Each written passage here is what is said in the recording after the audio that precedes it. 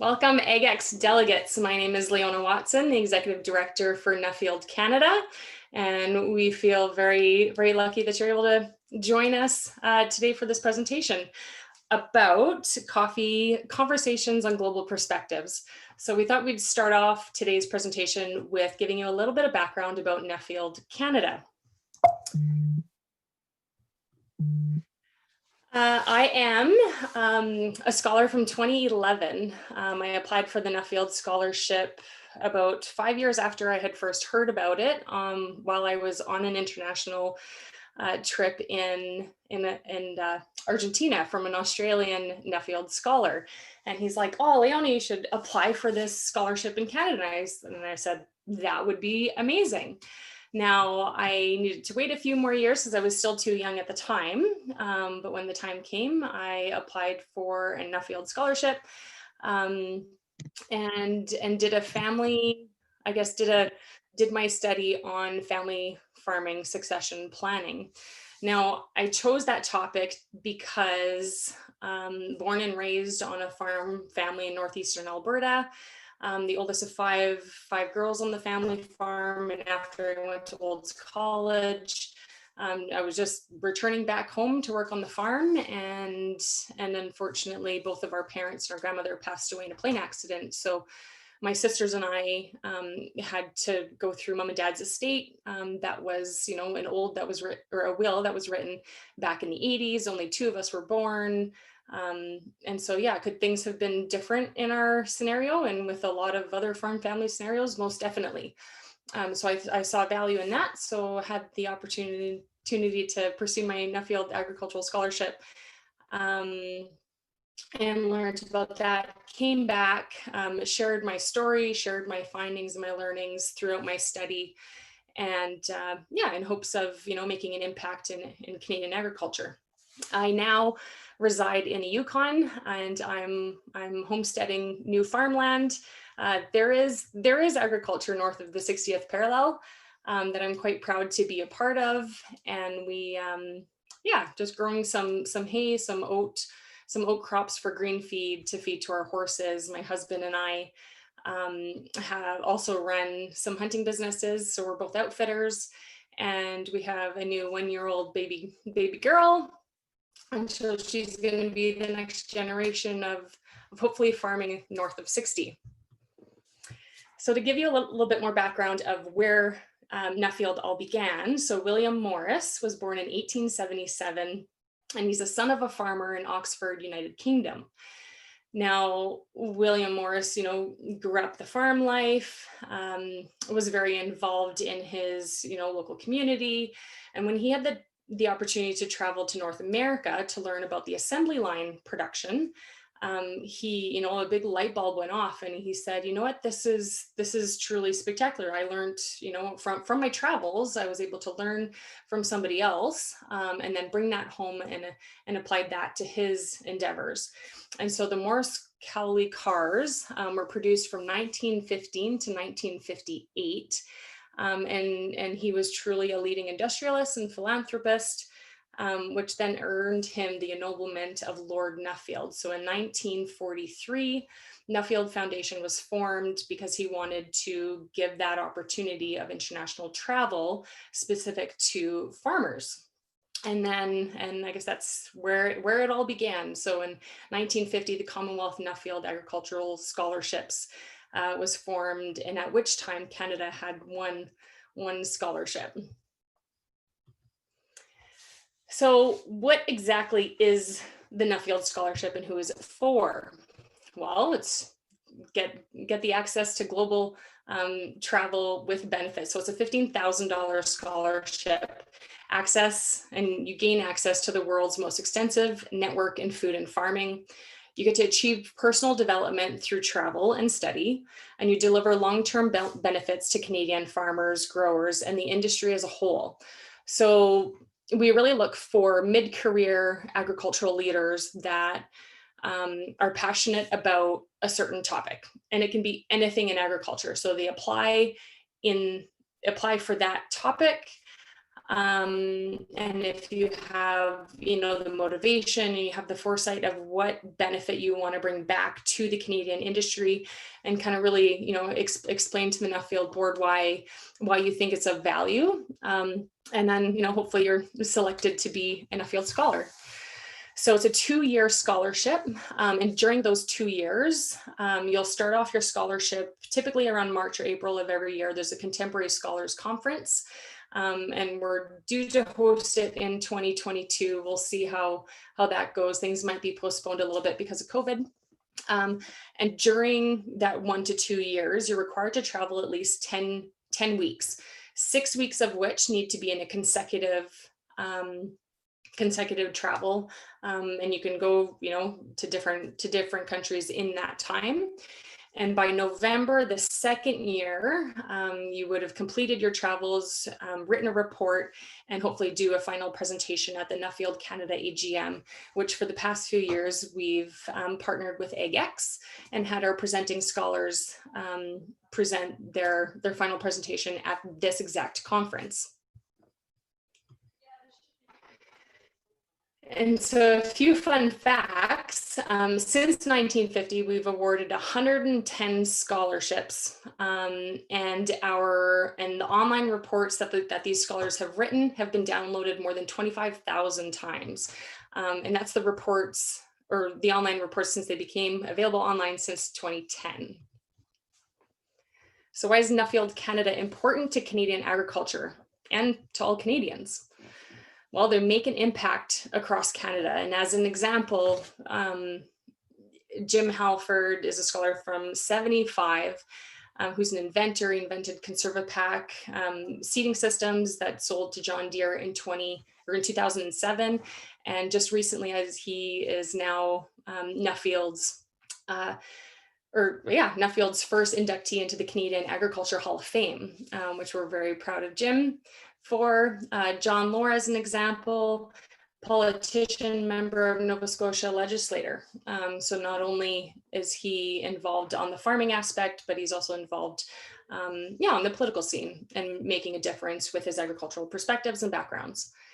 Shelley Spruitt is a scholar from 2018 from Ontario, and she's growing heritage grains and doing some really neat things with direct marketing, right with chefs and right with, people that want to, do something with the niche marketing side of things. So doing some really, really cool, neat things.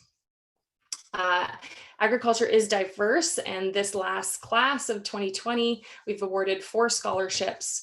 The first to Amy Cronin from Ontario, who is studying business risk management. Andrew Rosichuk from Alberta, who's going to study small scale on-farm processing. He's a Haskap farmer north of Edmonton. Don Trotman, also from Alberta, is studying smart agriculture. And Jody Suter from Saskatchewan, who is a plant breeder. And so looking at the opportunities for the future of plant breeding in Canada.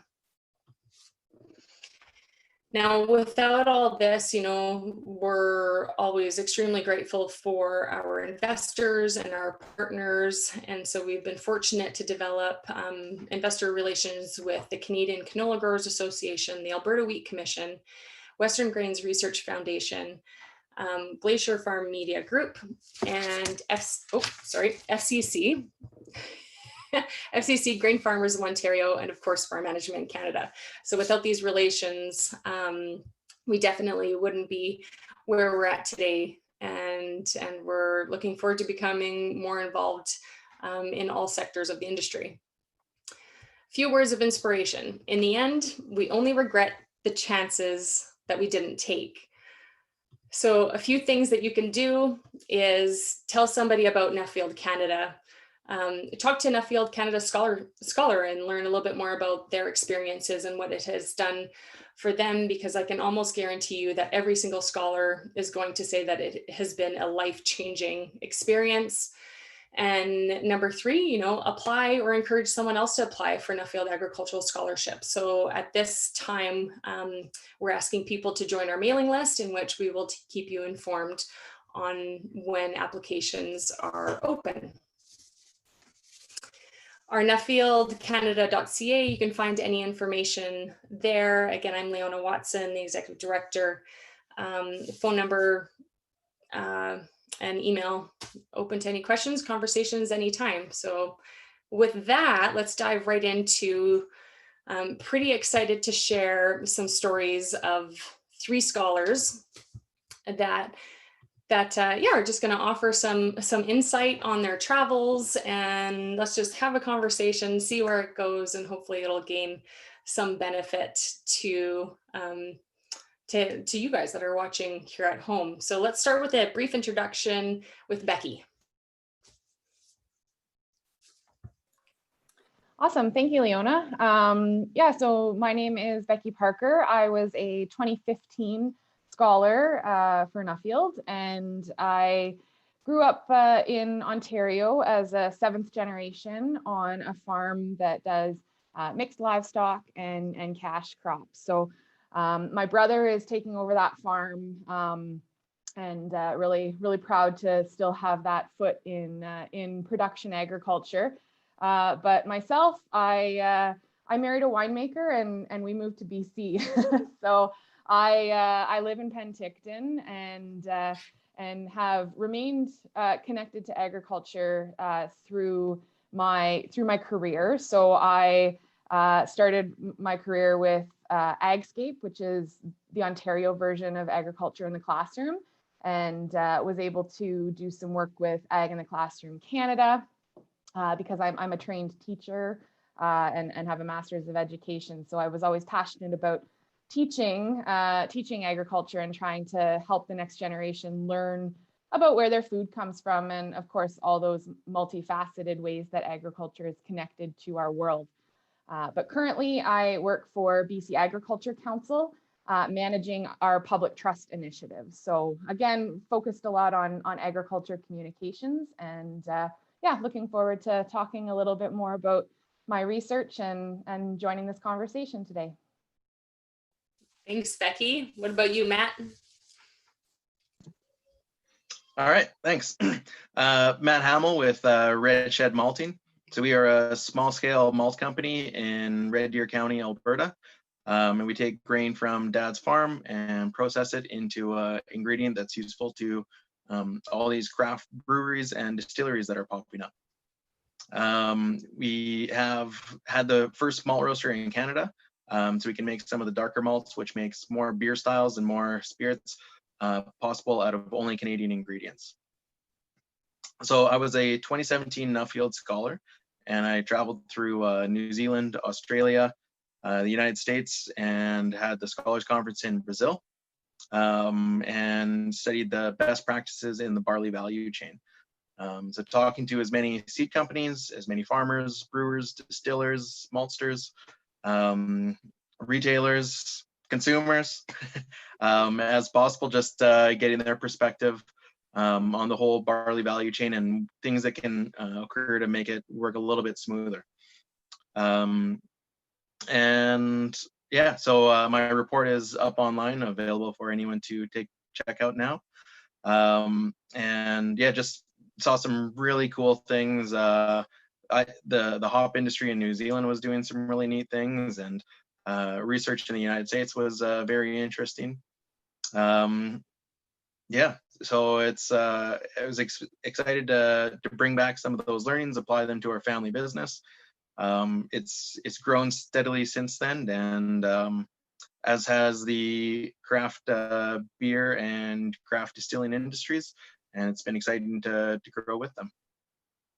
Awesome. Thanks, Matt. Now, one of our more recent scholar who hasn't even technically completed his scholarship, but his report is on its way, Mark. Thanks. Yeah, so I'm a 2019 scholar that kind of got caught in the midst of the COVID situation in my travels, sadly, but I'll get into that a little bit more. But I farm with my wife, Sandy Brock. We have a grain and oilseed farm here in Ontario, and sheep. My wife is very active on social media and YouTube, actually, with her channel that she does. That's quite popular. And we have 2 kids that are now not kids anymore. They're young adults. And we're kind of working towards that transition of where they might fit into our farm here. And I guess for me, I spent a lot of time in the grain industry from a leadership role standpoint, where I was involved with the Grain Farmers of Ontario, chair of that organization for 3 years, but also was able to be involved with a lot of Canadian grain organizations. And I think that just really got my mind open to that there is more to Canadian agriculture than just what's in Ontario. So stepping out of the box a little bit further, I think for me, the Nuffield Scholarship was just that next step to look at agriculture globally. So my report really focused around farmer to farmer collaborations, because, I think of our own farm from a business standpoint. What are some of the biggest barriers that we are running into? And it's just access to capital and different things. And I really wanted to kind of look at ways farmers could collaborate together to maybe help bring some stability to mid-sized farm operations that might not have the economies of scale to do some of the projects they want to do. So that's kind of where I spent my time. And I spent a lot of time in Australia and a little bit in New Zealand before our Canadian government called us home because of COVID. So kind of got cut short there on some of my travel time. But it just such a eye-opening experience, and just seeing some of the resilience within farmers and farm operations, kind of in Australia and New Zealand, but even in some of my travels just within Canada and in the US too. So just look forward to having a conversation here today, and waiting to see how things go. So, Leona. Okay, thanks for that, Mark, Becky, and Matt. I guess to start off with some conversations then, Matt, I'm going to ask you the question of, in what way is telling your farm family story become a value? Because Shed Malting, has a really great online presence, great website. What values do you see in doing all those efforts? Yeah, you bet. So it was actually quite surprising to me.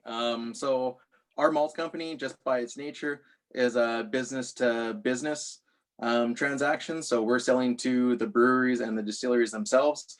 So that leaves us relying on them to tell our story quite a bit.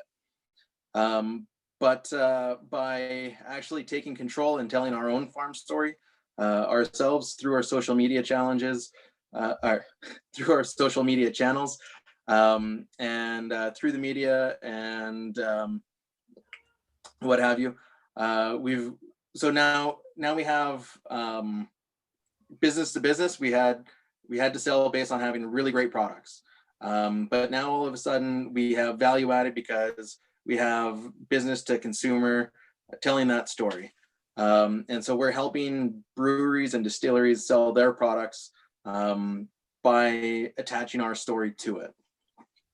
And so the farm's probably as important or more important than the malt company.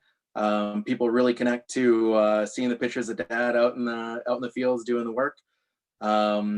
People really connect to my brother's wife Dalen, she runs the social media channels and does lots of videos of the kids, and people really connect to that. And it's just a way of building trust. So which is just super important. So people trust beer for whatever reason. And so we're able to introduce people to farming concepts, some of the sustainability things that we're doing. We did a neat project showing the benefits of blockchain technology, all because people trust beer. And we're able to tell that story from the farmer perspective, from the Maltster perspective, and it resonates well with our customers, and that's made a lot of people want to use our products for that reason as well. So to build off of that, Becky, do you think that the next generation has some sort of level of trust with the public? And if you were to add to Matt's comments, what would they be?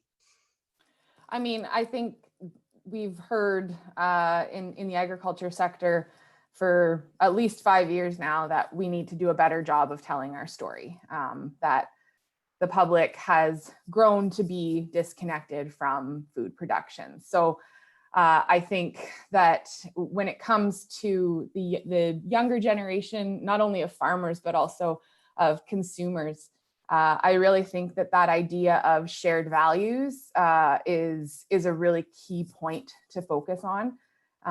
It's certainly something that I focus on in my work with BC Agriculture Council, encouraging farmers and ranchers to talk about how they care about the environment, and give specific examples of what they're doing on their farms to adapt to climate change and to build soil. And we know all the great things that we're doing, but we need to tell those stories.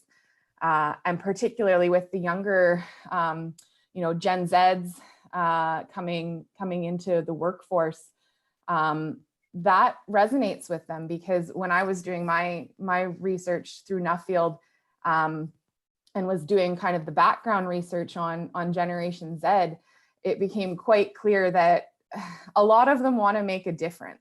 And so they want to go into careers and career paths where they feel passionate about what they're doing. And as much as selling the idea of going into a farming career, there's a lot of barriers that do exist with that. And I think we're all aware of that, like land cost and what have you. But what can we do through telling our own stories and highlighting the actions that farmers and ranchers and people in agriculture do to do those shared values, those caring for the environment, caring for animals, using that as a way to connect with young people. And I think that that's something that we need to continue to do and continue to build on. Yeah, very much agreed.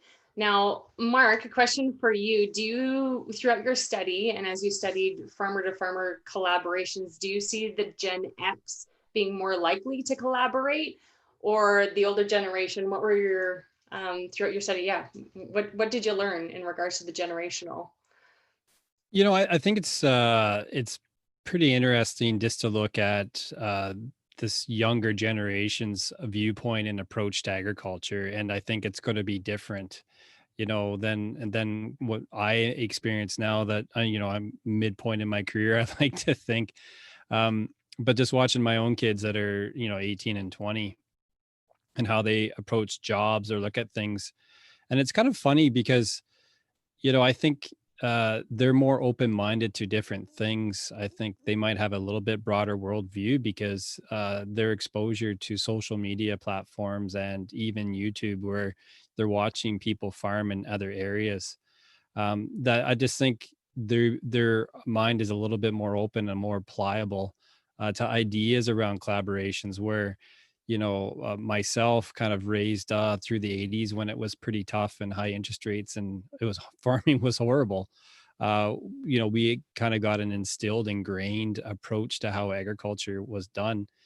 And, when you start getting outside that normal idea of how things are done, I think most Nuffield scholars would agree that sometimes it's a difficult road to go down because you have some unique ideas and unique approaches. But I just think what we have to do is really just encourage kids and this next generation to keep pliable, to keep their mind open to ideas and opportunities, and not get this kind of ingrained and instilled idea of what agriculture is. And I think that's our job. However, we can show that, we need to build the trust and the transparency in what we do. And I think if we can keep their minds open, then ideas around collaboration will seed a little bit better. Yeah, that's perfect. And like you said, everybody's becoming a little bit more connected to learning from one another online. But I think one of the true values of being involved in a Nuffield Scholarship, for example, is that you get to, put yourself right in that farm in India or South Africa, or, even the UK and Australia, New Zealand, all these different countries that we've all traveled to. If you were to pick one country that just stood out from the rest throughout your Nuffield Scholar or travels since then, because not only does that scholarship have value for those that 2 years of scholar, it's essentially lifelong, because you have those connections, and that your connection then just continues to grow. So Matt, I'm going to start with you. What country stood out from the rest, and why? For me, it was New Zealand. So it just gave me lots of things to say, hey, that's what I want Alberta to kind of look like, right? So there's some similarities in the population size and in some of the crops that we grow. But they're just leaps and bounds. At that time, they were definitely leaps and bounds ahead of us in the craft brewing and distilling industry. So they probably had 4 to 6 times more breweries there. Tons of support just from being an island. It made a lot more sense to brew it there. But it's still lessons that we can bring back to here, and we've seen some of the industry move that direction as well. So I think when I did my travels, there might have been 50 breweries in Alberta. We're up to about 150 now. So we're starting to see some of that. We're starting to see a lot more collaboration within the value chain. So working closely with Olds College, with the students in the Brewmasters program, and also with the teachers there, and kind of sharing our knowledge there, having them coming out for tours, working with the barley breeding programs to shorten the timeline between new varieties coming out and increasing the adoption rate of once they do. And that was something that I saw with the hop industry in New Zealand. So it was a producer cooperative that was fully integrated into, that worked very, very closely with the breeding program. So new varieties would come out, those would get in the hands of brewers right away. They'd get feedback, and the breeding program would adapt based on that feedback, and it would all happen really quick. And so just, more success in new varieties coming online and becoming popular. And so just way more value created for everyone in the value chain. Yeah, very cool. Mark, what about you? And then we'll go to Becky. I have to say, I was able to do a fair bit of traveling before I did a Nuffield Scholarship, but the one country I never really had gotten to yet was Australia, and spending a month in Australia, I have a whole new level of respect for that country and their approach to agriculture, as an industry and as a value chain. Talking with farmers there and some of the grain groups I met with too, it's just like they don't really view each other as competition. They view the world as competition, and that they do really work well together. And there's a lot of collaborations. And when you drill down into some regional areas too that I traveled and stayed on farms, just some of the stuff they were doing together, sharing ideas, sharing growing practices, looking at the soil they have to work with, and looking at soil mediation projects, and just sharing that information among themselves, and just trying to raise the bar for everyone, just not specific to themselves. So I left that country with a desire to go back again, to meet with those people some more, and just really have to commend them for their tenacity and their ability to work together. I think it's a true asset that they have. Yeah. Becky, what about you?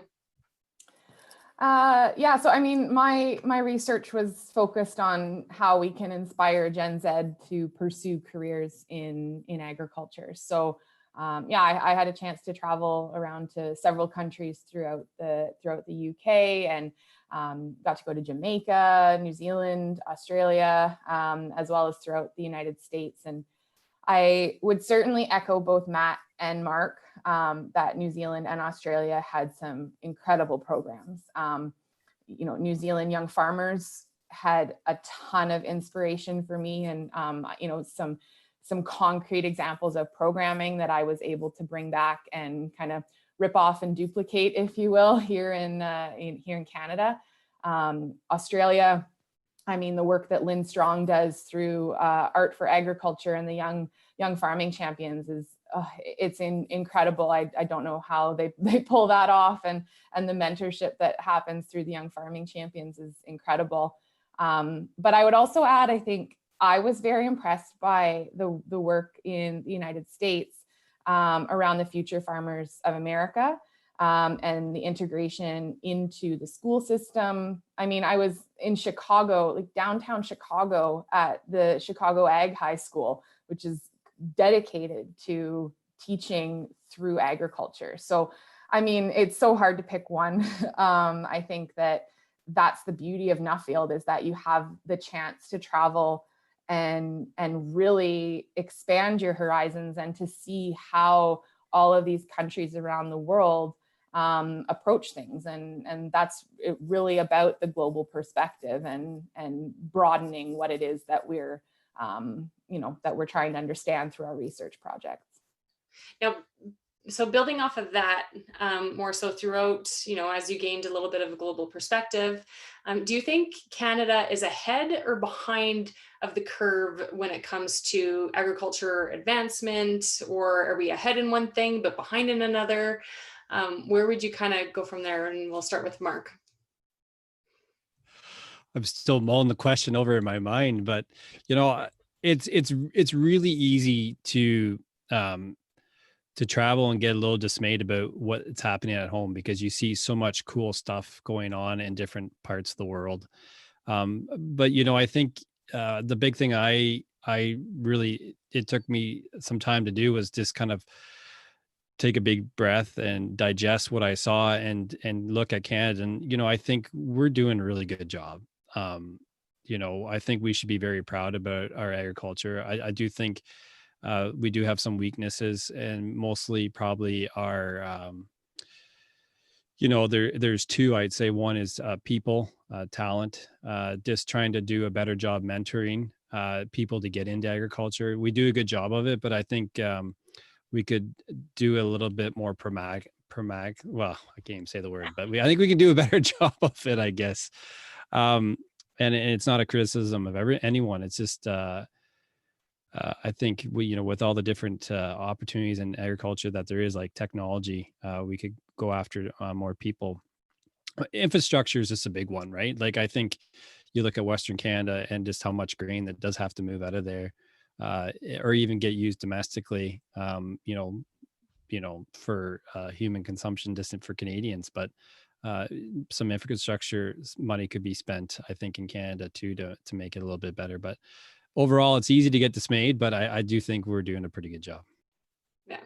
Becky, to ask you a separate question, what do you think are the biggest opportunities within, Canadian ag, or if you want to go more specifically in the BC sector?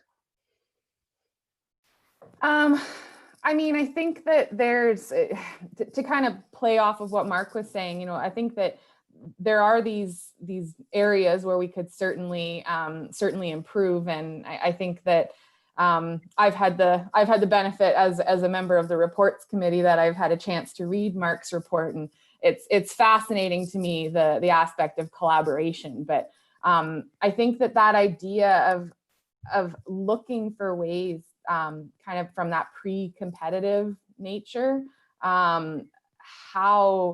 how we can look at bringing in these diverse skill sets and looking to kind of expand how we think about working together towards a common goal. And luckily we have a very well-developed agriculture sector here in Canada, very diverse, obviously. And so what can we learn even from one value chain to the other, in terms of how we apply those ideas. And I mean, I know COVID seems to be all we talk about these days, but I think it's amazing when you look at the collaboration that's happened in the science community around development of vaccines. And I would hope that idea of people working together and companies working together towards a common goal could be something that we could apply more in agriculture as well. Yeah, I think definitely well said. And I think that, there's countries that I learned too within my topic that, they develop out of the need of necessity. And so now, right, and we see this big flood of, support local. And I think that that's just so powerful right now that we're on this momentum. Like, let's keep the train going, especially when it comes to connecting with our consumers and strengthening Canadian ag that produces for Canadians. So with that, I guess, Matt, I wanted to ask you, in the plant breeding kind of sector, have we seen any bit of a shift where, you know, we're breeding for ourselves, we're breeding for, you know, to fulfill the gaps in a certain marketplace for wherever that goes? Tell us more about that. Yeah, that's a really good question that I can actually tie into kind of the past couple here a little bit. So just some really big success stories with the Lacombe Field Crop Development Center that have stemmed from collaboration and innovation, and it's a good example of somewhere where we maybe were behind but are advancing quicker. And so I guess for a little bit of background info that's relevant for this example, the craft beer industry in New Zealand, it's probably over 20% compared to the big companies. In the United States, it's probably somewhere around 15%. In Canada, it might still be a little bit under 10%, but growing quickly. Now, even though that's not the majority, because craft beer uses 3 to 7 times more barley to make the same amount of beer, the actual malt usage that's going into there, the pendulum swung a whole lot further. So we might be 50% of the domestic malt usage now is going into craft beer rather than the macro lagers, which is obviously significant. So the American Small Brewers Association released a white paper, which was a wish list of traits in malting barley varieties. And they released that probably 4 years ago, I think. And it takes 10 to 12 years to develop a new variety. And so, you know, simple math, they kind of expected that we might be 8 years away from getting stuff on that wish list. But Lacombe Field Crop Development Center and Alberta Agriculture, they got a great seed bank in Lacombe. So I think they have over 2,000 old varieties of barley. They were able to go through the paperwork and find some of the traits that we were looking for and integrate that into the breeding programs. Cross that with some more modern varieties with good agronomics, so good yields and good disease resistance, and really come away with a win. So one of their new varieties is Low. It's registered and available now, but still quite new. And it checks most of those boxes for the craft brewing industry. So something that will help it perform better in the brew house, help packaged product stay in spec longer, and still has all the traits that the farmers are looking for. So great yields, resistance to some of the prevalent diseases in our area. And so that just came out a whole lot quicker than anyone expected. We're seeing that happen in some of the other breeding programs across Canada now as well. New variety Churchill's coming out, and that's going to be great for the craft sector. And so that's just really exciting. Shed Malting was able to capitalize on it. We were able to get some of the early seed stock of Low from Secan. And we were able to get it planted and able to get it malted and able to get it into the hands of some brewers to be, as far as I know, the first beers available worldwide that featured this barley variety. And so it's a fun story. It's a success story. It's easy for consumers to understand and get excited for. And it's going to help barley, which is an important rotational crop in Alberta for sustainability. So it's just checking all the boxes and exciting stuff. That's a very cool, exciting story. Totally. Mark, I want to ask you, because you're, tell us a little bit more about your scholarship and your study, but, you know, like more particular, what are a few of the takeaways that you really kind of gained the most value out of? You know, I think one of my biggest takeaways and working and looking at farmer to farmer collaborations is I think the nature of that kind of conversation, people automatically go to the economics of a collaboration. So they look at what the benefit is from a dollar standpoint, or what will it mean to their farm operation. And we tend to bypass the human elements of what a collaboration is made up of. And one of my, it's kind of one of those aha moments, I guess you could say, is I met with a gentleman down in Australia that is a big proponent of collaborations. And actually it's the two Nuffield scholars that went together to do a farming collaboration. And he said to me, he goes, if you get the people right, the economics looks after itself. And to me, that was a very profound statement because, having been involved in collaborations myself, that turned out poorly, or I've looked at some that kind of didn't work out the way the intent was. If you kind of go back and look at it, they missed that first step, which is trying to understand the human element of a collaboration. And actually, I think that was my biggest thing when I started researching my project was I spent a lot of time delving into behavioral economics and how much the mind plays a role in decision making and decision biases, and how that can actually have a pretty significant impact on the outcome of a collaboration. So I think that's just my biggest takeaway, and being able to have the opportunity of a Nuffield Scholarship to meet these broad ranging people from around the world was just the amount of insight you get towards a topic that it allows you to have these aha moments, and you're able to capture that. And I think just really makes you look at the world a little bit different. Yeah. Now, gosh, we're having such a great conversation that I love how everything's just like segueing into the next one.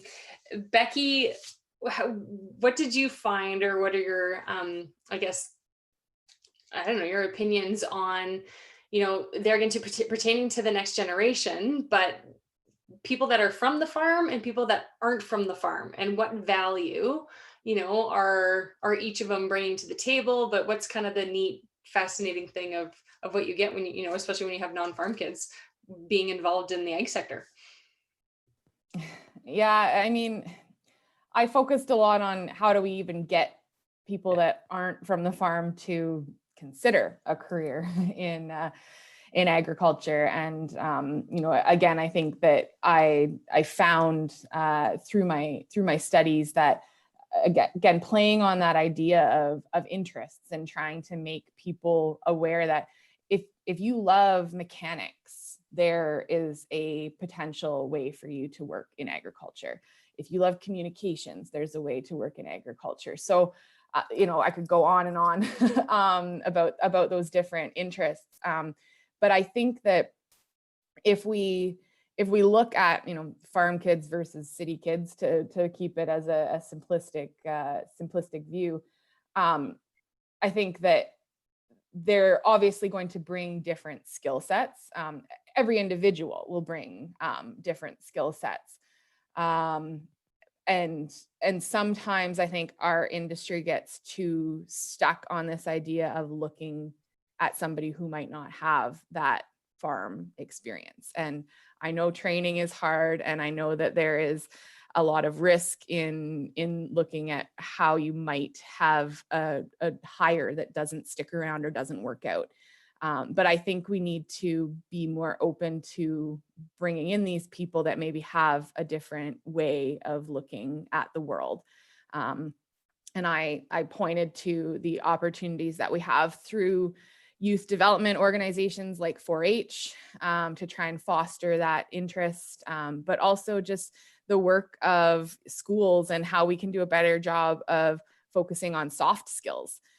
Because at the end of the day, no matter what career you're working in, you need to be able to listen to people and collaborate and communicate effectively. So I think if we maybe focus a little bit more on those soft skills, you can find some more similarities between the farm kids and city kids than there would be if you just focused on whether somebody has driven a tractor before.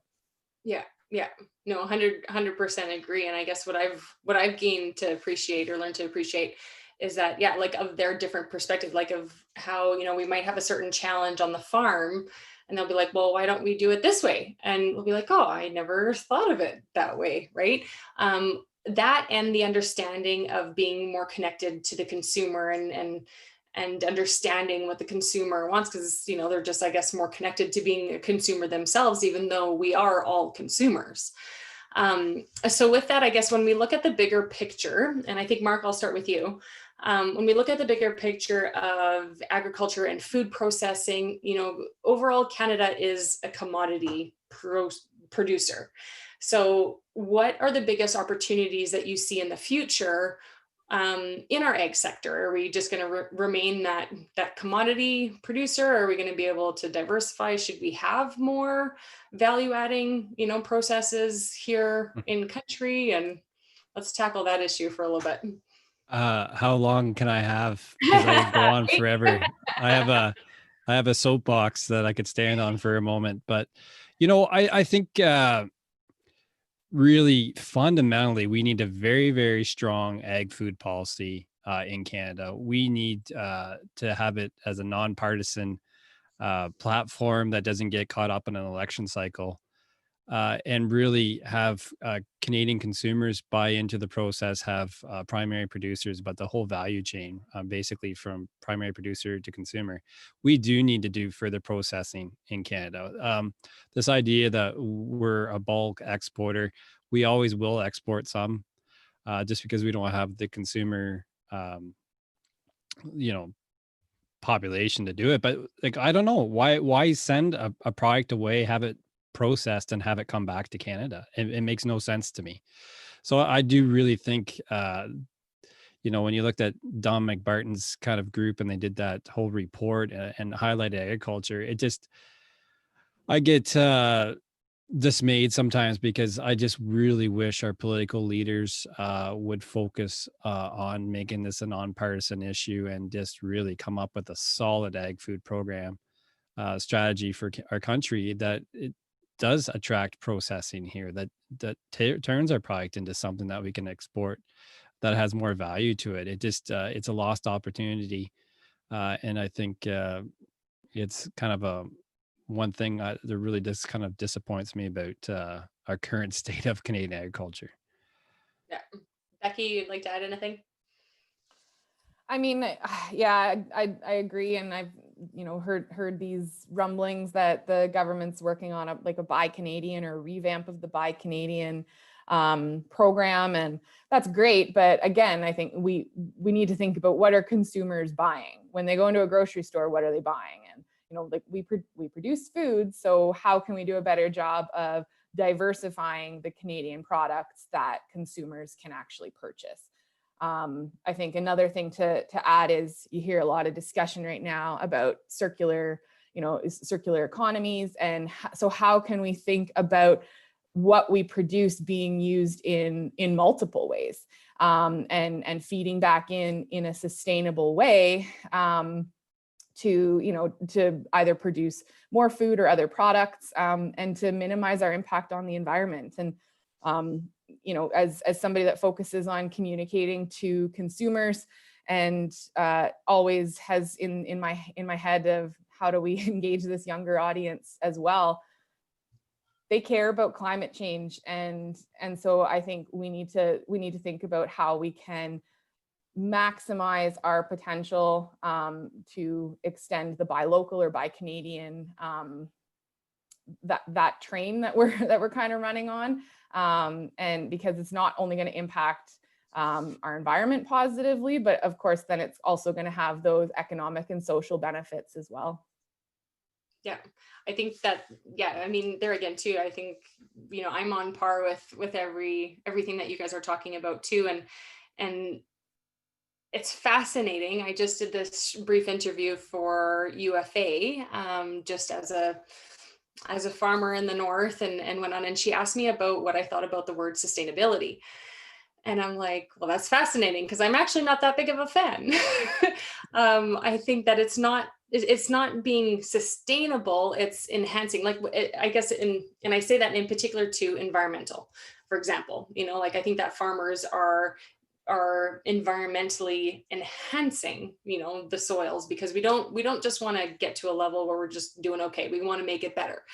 And that's really the goals that we're striving for. So one other scholar in Mark's class in 2019, Dr. Christoph Wieters, his studies on ecological goods, on how farmers are managing wetlands. And same thing, Ryan Boyd, another scholar from 2019, doing his on regenerative ag and all that, like really neat, fascinating thing. And there again too, like we all have environment at the heart and soul of what we do. So I guess in regards to that, and maybe Matt, I'll go to you on the environmental enhancement. How has the whole topic of environment changed in what you do? Is it more part of the conversation? Kind of what role has it played?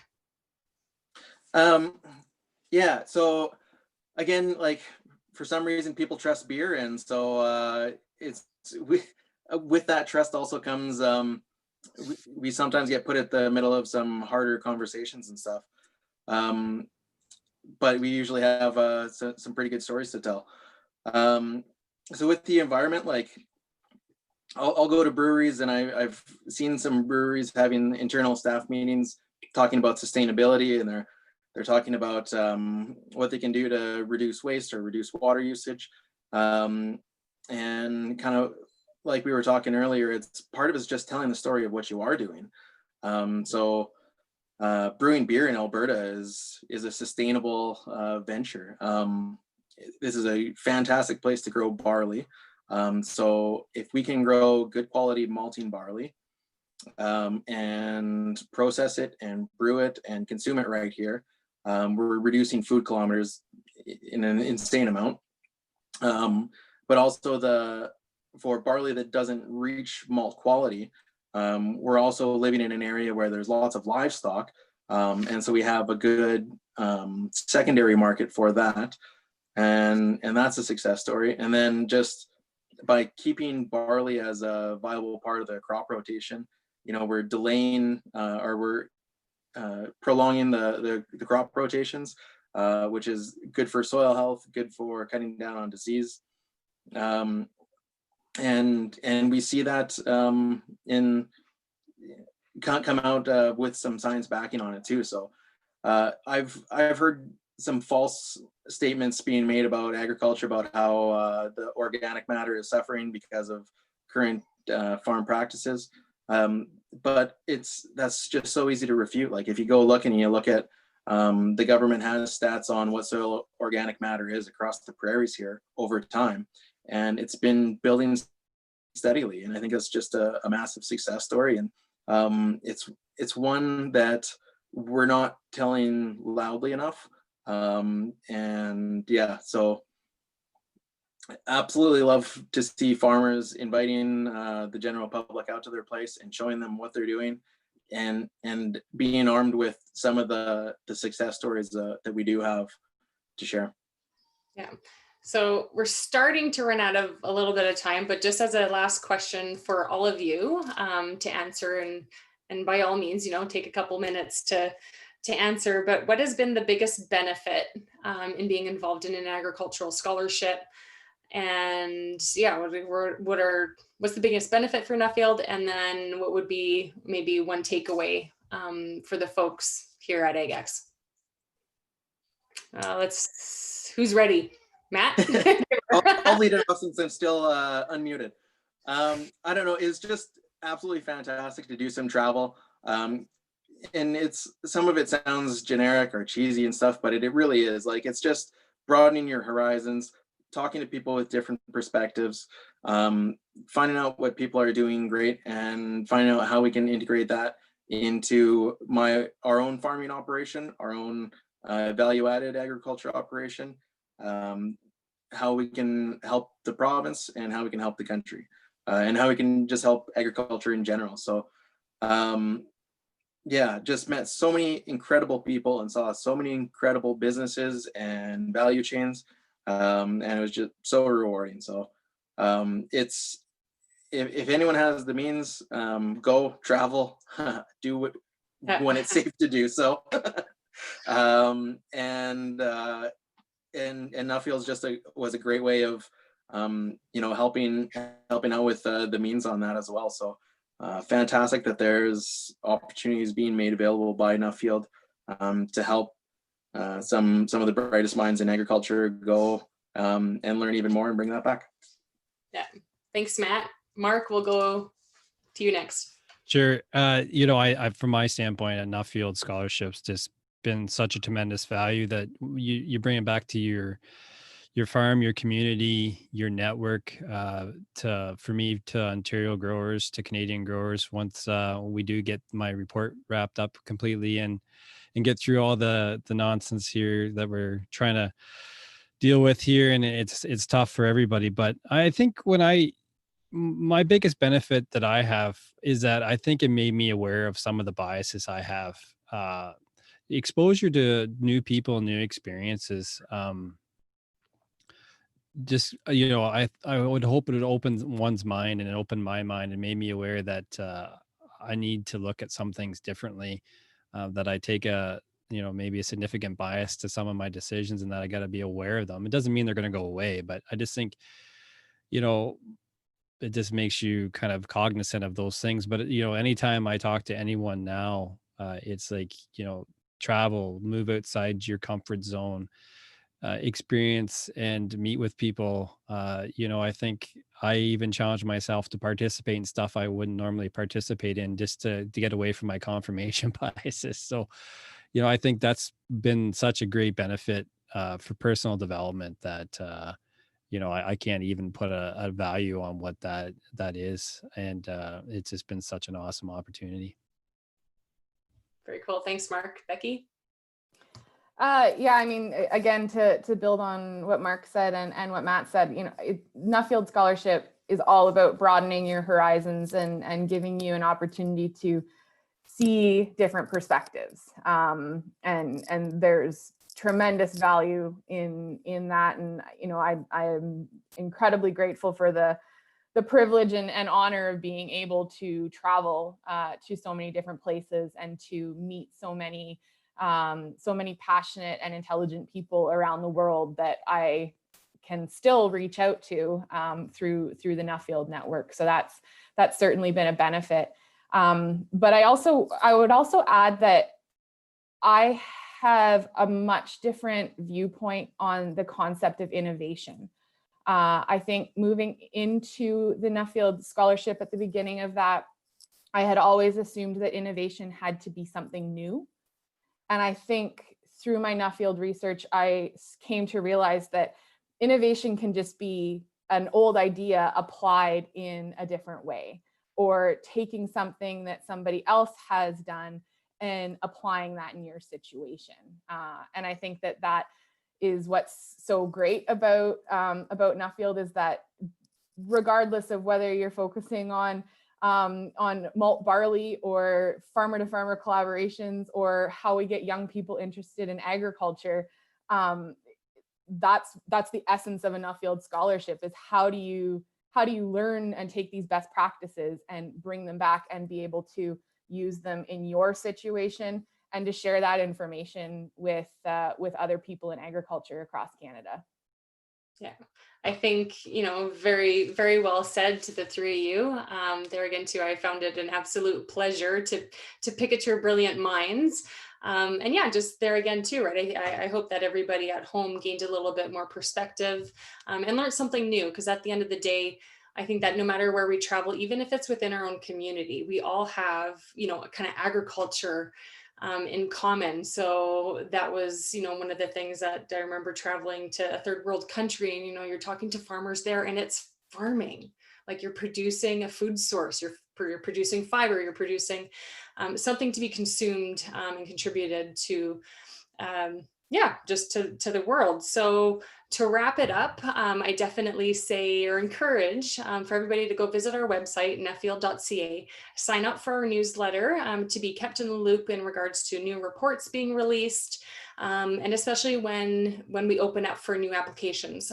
We're very excited to to offer, new $15,000 scholarships that are supported by our investors, in which we're very grateful for, and hoping to announce a few more here this coming year so that we can have more scholars, more than 3-4 scholars from across Canada, because truly, like, we've been just so excited to receive a lot of applications and just people that want to be a part of this opportunity, and we'd love to give more opportunity out there to farmers, because we see that the difference that it makes in our industry. So thank you, Becky, Mark, and Matt, for taking this time to do this interview. I believe that hopefully we're available for some questions, and yeah, reach out to us anytime. So thanks very much for agriculture or the AgX conference and Farm Management Canada for giving us this opportunity.